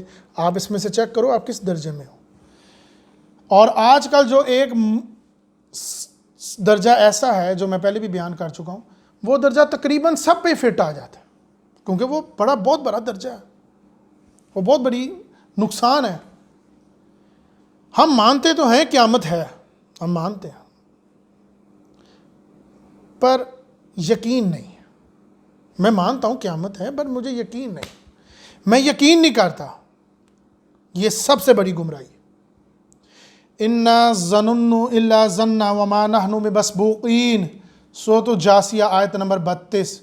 بس ایک گمان سا ہوتا ہے، نافرمانوں کے یہ حالات ہیں کہ بس ایک گمان سا ہوتا ہے کہ قیامت ہے، وَمَا نَحْنُ بِمَسْبُوقِينَ، پر ہمیں یقین بالکل نہیں ہے اس معاملے میں کہ تم ایسی باتیں جو کر رہے ہو نا. اور اس کی میں اب دلیل آپ کو دیتا ہوں. دیکھو تم بات تو صحیح کر رہے ہو، سمجھ میں آتی ہے، دلیل ہے، ہونی چاہیے، اچھائی کا بدلہ ملنا چاہیے، برائی کی سزا ہونی چاہیے، بات تو تم بالکل صحیح کہہ رہے ہو. پر حقیقت یہ ہے، کیا یہ دنیا میں یہ تمام کام ہو رہے ہیں؟ تم کہتے تو صحیح ہو کہ بھلائی کی سزا اور بھلائی کی جزا ملنا چاہیے اور سزا بھی ہونی چاہیے، بات تم بالکل ٹھیک کہہ رہے ہو، پر یہ دنیا میں نہیں ہوتا۔ جیسے کہ انسان جب جھوٹ بولتا ہے تو اس کے منہ پہ کوئی چھالا جھولا نہیں آ جاتا، وہ حرام کھاتا ہے تو اس کے پیٹ میں کوئی آگ نہیں آ جاتی، وہ صحیح ہے۔ اگر آپ یہ سوچ لو کہ آپ نے جھوٹ نہیں بولنا، حرام نہیں کھانا، اللہ کے احکامات کے مطابق پورا عمل کرنا، تو شاید مشکل سے آپ کو ایک سوکھی روٹی مل جائے، سروائیو کر دو، شاید کی بات، بہت مشکل ہے۔ تبلیغ تو بڑی دور کی بات ہے نا، تب تو سب بھی تم سے بدزن ہو جائیں گے، پاگل کہہ دیں گے، کہیں گے یہ تو ہمارے ساتھ ہی نہیں بیٹھتا۔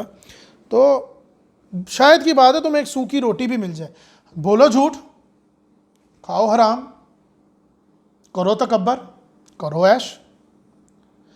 پھر ہم نے ایک بہت بڑا تیر بھی مارا ہے، ایک نظام بھی قائم کیا کہ جھوٹ بولنے والے کو سزا دیں گے، چوری کرنے والے کو پکڑیں گے اور اس کو بھی سزا دیں گے۔ جھوٹ بولنے والے کا تو پتہ نہ لگا، تو چوری کرنے والے کو پکڑیں گے اور سزا دیں گے، پر حقیقت اس کے برعکس ہے۔ پہلے وہ چور پکڑا جائے، پھر چوری ثابت ہو، پھر وہ چوری کا مال بھی برآمد ہو، پھر عدالت میں وکیل اس کو مان بھی جائیں، دلیل کے ساتھ منوا دیں، اور جج اس کو سزا بھی دے، پھر سزا دو گے بھی کہ تو کیا دو گے۔ اسی طرح میں ایک مثال ہمیشہ یہاں پر سوچتا تھا، آج میں اس کو بیان کرتا ہوں۔ اگر ایک برا آدمی ایک جوان آدمی کو مار دے، اس کو ذرا مثال کو سننے کے ساتھ اپنے دین کے ساتھ ضرور سیٹ اپ کرنا، دیکھنا کہاں پر یہ بات بیٹھتی ہے۔ ایک بوڑھا آدمی اگر ایک جوان آدمی کو مار دے، مارنے کے لیے اس کو تلوار تو نہیں اٹھانی پڑے گی، صرف انگلی چلانی ہے، گولی مار دے، جو اکثر لوگ ہیں وہ میں بڑا بڑا بدماش گولی مارتی، تو گولی مار دے، تو دیکھا جائے بوڑھا آدمی نے تو اپنی زندگی گزار لی اور اس کے بچے جوان ہو گئے اور اپنے اپنے جگہ پر پہنچ گئے، اور اس کی جو بیوی تھی وہ بھی بوڑھی ہو چکی ہوئی تھی، اس نے تو زندگی اس کی ختم ہو رہی تھی۔ پر دیکھا جائے اس کے برعکس، جو جوان مرا اس کے تو بھی چھوٹے چھوٹے بچے تھے، پھول جیسے بچے تھے، جس کو اس نے یتیم کر دیا، باپ کے اوپر سایہ اس کا ہٹا دیا، اور وہ جو منفی کردار لے کے معاشرے میں اٹھیں گے، کتنی بڑا نقصان ہے۔ اور اس کی بیوی جو جوان تھی اس کو بیوہ کر دیا، کیا اس کے برابر اس کو سزا دی جائے گی؟ نہیں۔ کیا دو گے؟ زیادہ سے زیادہ پھانسی دے دو گے، جیسے کہ ہٹلر ہے، کروڑوں بندوں کو مار بیٹھا، اس نے کیا کیا؟ گولی چلائی اور مر گیا، سزا تو نہ دے پائے۔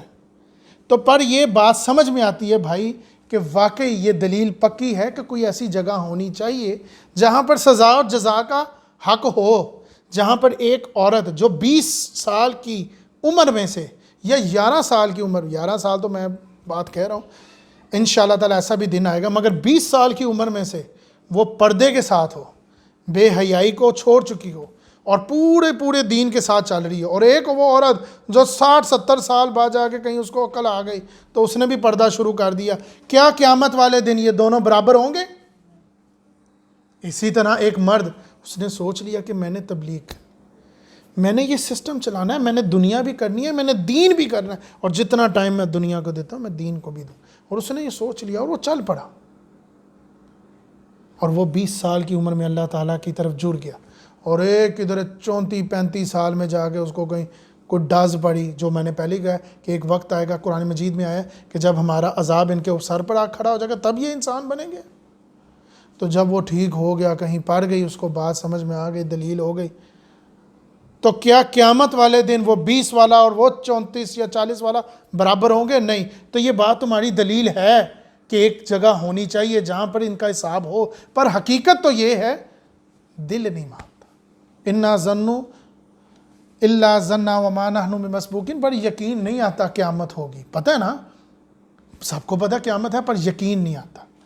یہ یقین ہی ہے جو جس کے دائرے میں پورا قرآن مجید گھوم رہا ہے، یقین، اللہ پر یقین ہوگا، ایسا ہونا ہے اور ہو کر رہے گا بھی، جو شاید بے پردگی ہے بعد میں ٹھیک ہو جائے۔ حتیٰ اتانا الیقین، یہاں تک کہ وہ یقین کی بات ہمارے سامنے آ گئی۔ یہ وہ بندے دوزخ میں جو بیٹھے ہوئے تھے، وہ کہہ رہے تھے ہم نماز نہیں پڑھتے تھے، ہم مسکینوں کو کھانا کھلاتے نہیں تھے، ہم بےہودہ گفتگو میں بیٹھتے تھے، اور ہم قیامت پہ یقین نہیں رکھتے تھے، حتیٰ کہ ہمارے سامنے یہ یقینی موت آ گئی، ظاہری سی بات ہے جو مر گیا اس کے لیے عذاب شروع ہو گیا، وہ سمجھو قیامت کے معاملے میں. تو ہمارے سامنے یہ یقینی موت بھی آ گئی. اور یہاں پر تمام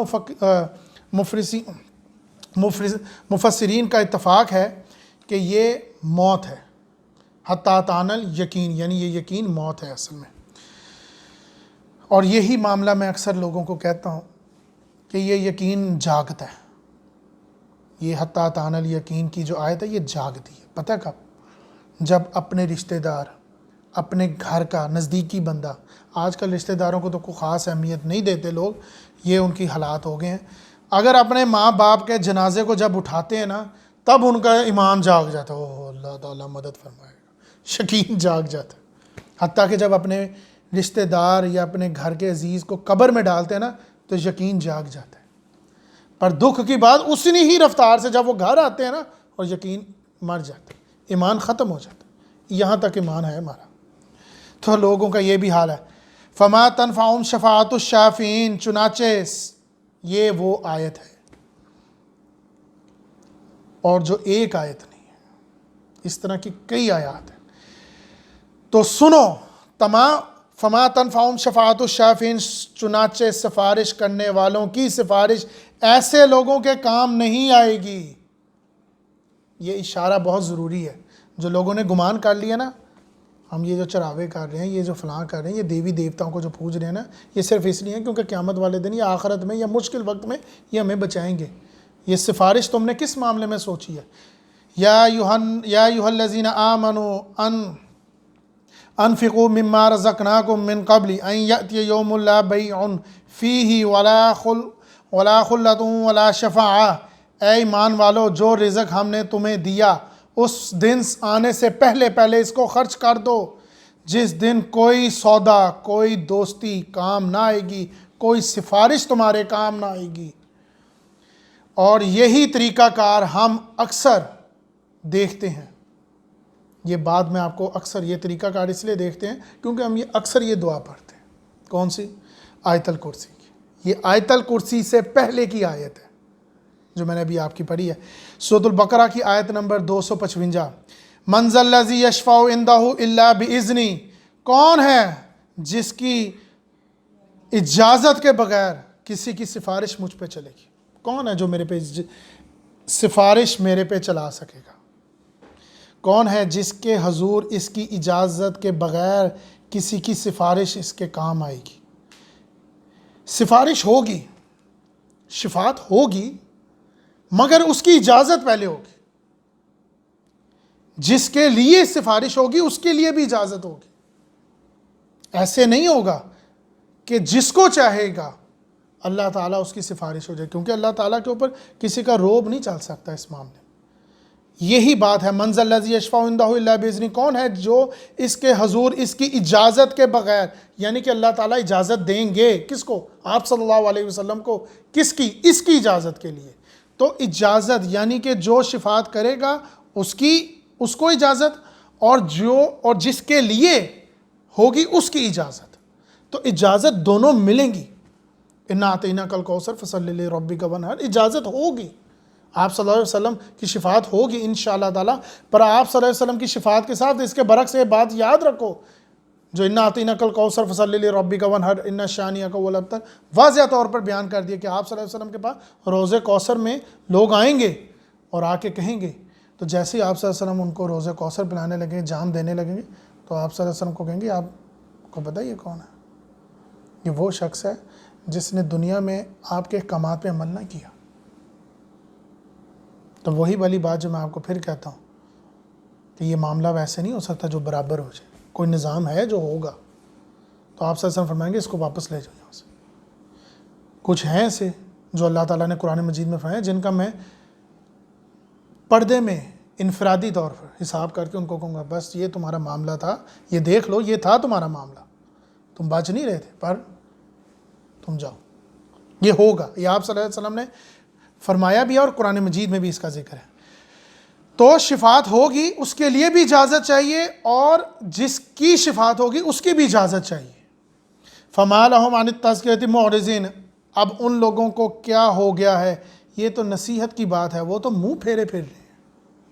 یہ تو صرف ایک نصیحت ہے، ہم کون سا پکڑ کے تمہیں اندر ڈال رہے ہیں، تو یہ تو تمہیں ہم صرف نصیحت کر رہے ہیں، سمجھ جاؤ، ہم تم پہ کوئی زور زبردستی نہیں کر رہے۔ جیسے کہ انسان ہے، جو اسے میں نے پہلے بھی مثال دی تھی، کہ جب اس کی کوئی چیز گم ہو جاتی ہے، کسی عزیز نے اس کو دی ہو، تو جب اس کی چیز گم ہو جاتی ہے نا، کئی عرصے نہیں ملتی، اور پھر کبھی کہیں جا کے اس کو مل جاتی ہے، تو اس کو اچانک ہاں یہ میں نے تو فلاں جگہ پہ رکھی تھی، ہاں یہ جس نے دی تھی میں یاد آ گیا اس کا کیا نام ہے۔ تو یہ چاند کی روشنی بھی تمہارے اندر ہے، ہدایت تمہارے اندر بیٹھی ہوئی ہے، کوئی باہر سے نہیں آنی۔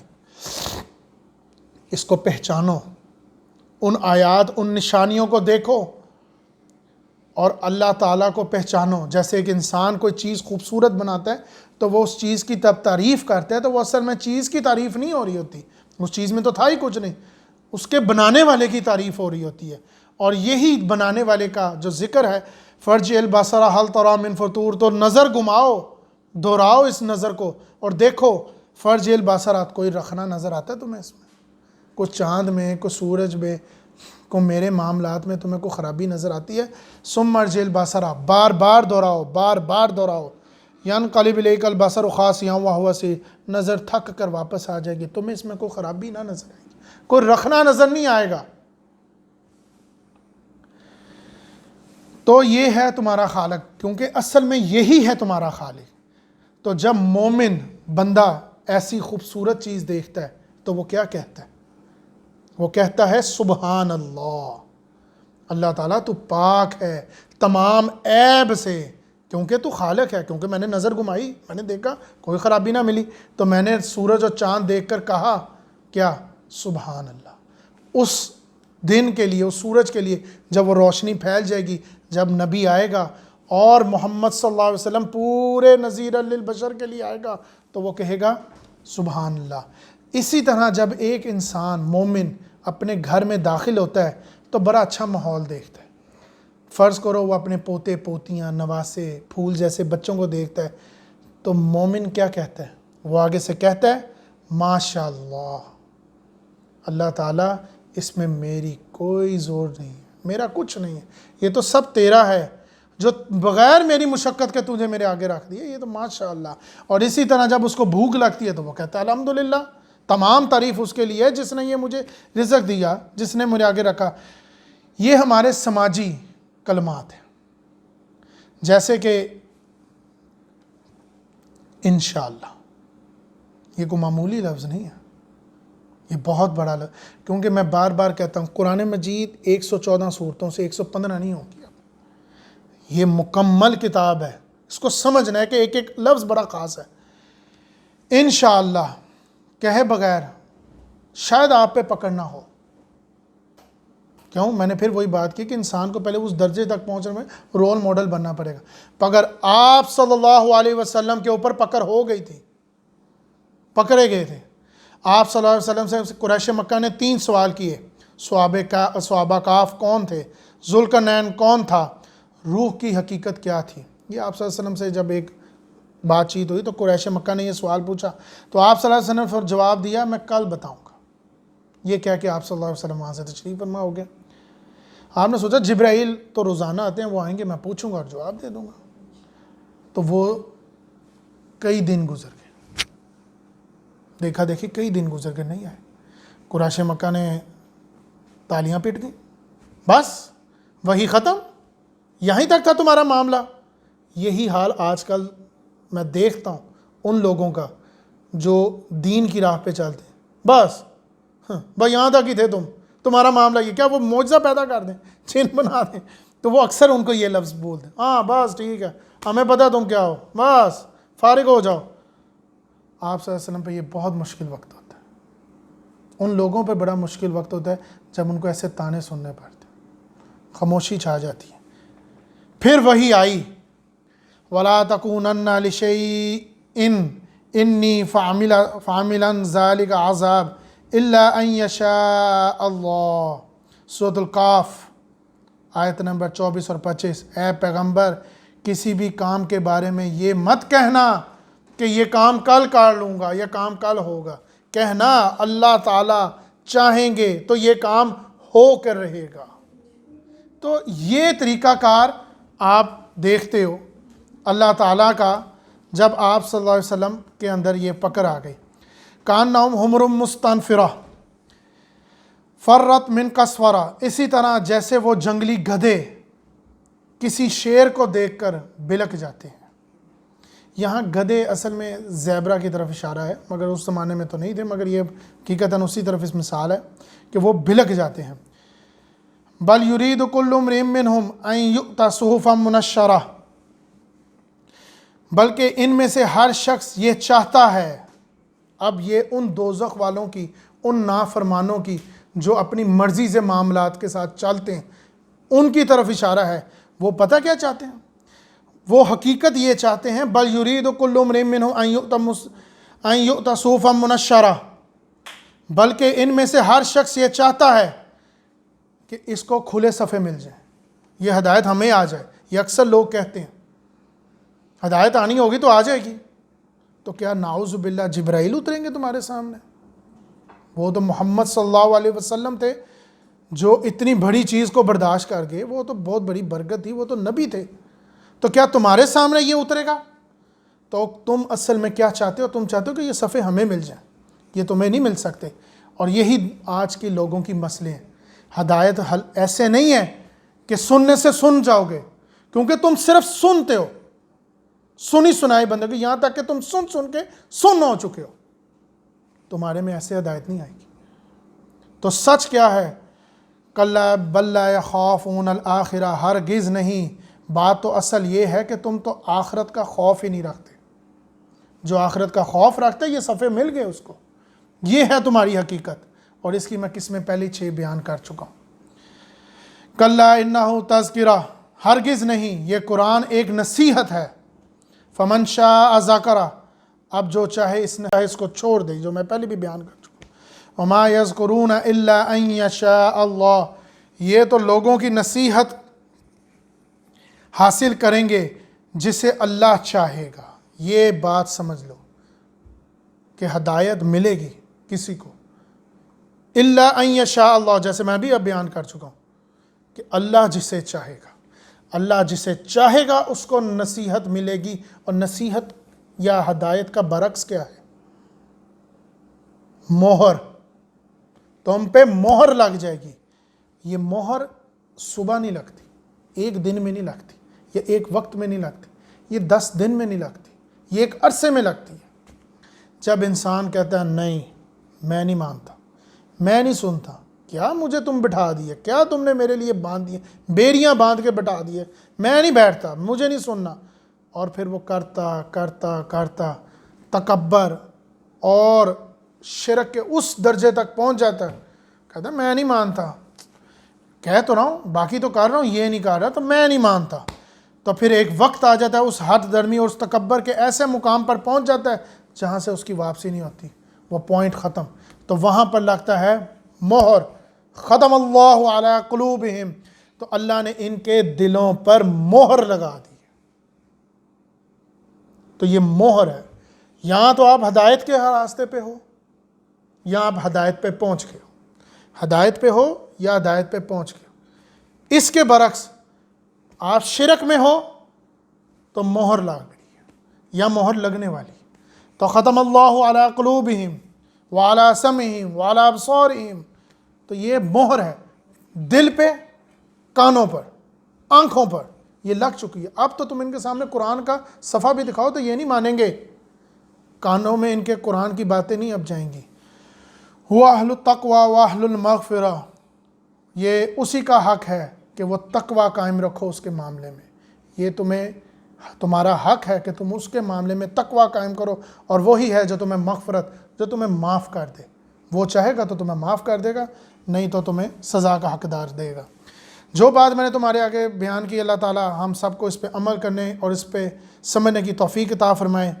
جو بات میں نے کہی اللہ تعالیٰ اس کو سمجھنے کی توفیق عطا فرمائے. اور میں گواہی دیتا ہوں کہ اللہ کے سوا کوئی معبود نہیں، وہ اکیلا ہے اور اس کا کوئی شریک نہیں، اور محمد صلی اللہ علیہ وسلم آپ اللہ تعالیٰ کے نبی، ان کے رسول ہیں.